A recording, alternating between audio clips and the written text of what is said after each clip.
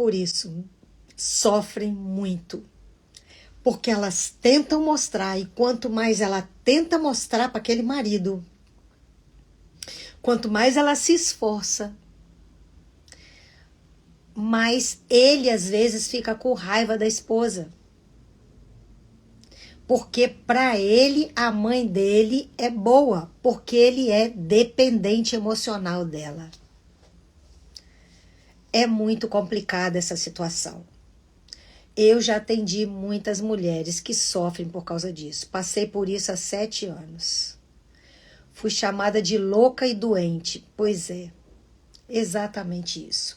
Gente, nós estamos falando aqui de uma situação que é muito dolorosa, que é muito avassaladora, que é muito difícil. Por isso que a gente está sempre precisando de buscar ajuda, porque não dá para lidar com isso sozinho, certo? Você saber que o seu marido está sendo manipulado pela mãe dele e está prejudicando o seu relacionamento, está tirando ele das obrigações que ele tem dentro da sua casa, né?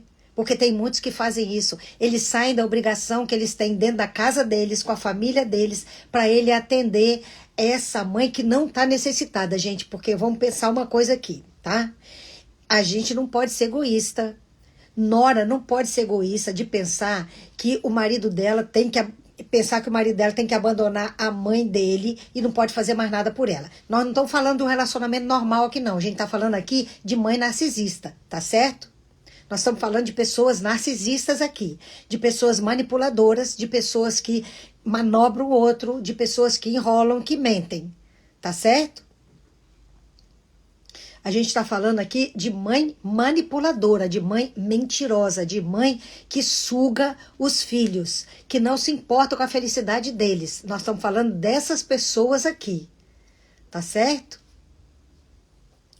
Então, isso é complicado demais. O que você pode fazer com isso? Procura levar essas informações para essa pessoa, tá? Pois é, tem filho que coloca a mãe num pedestal, porque ele é dependente emocional dela.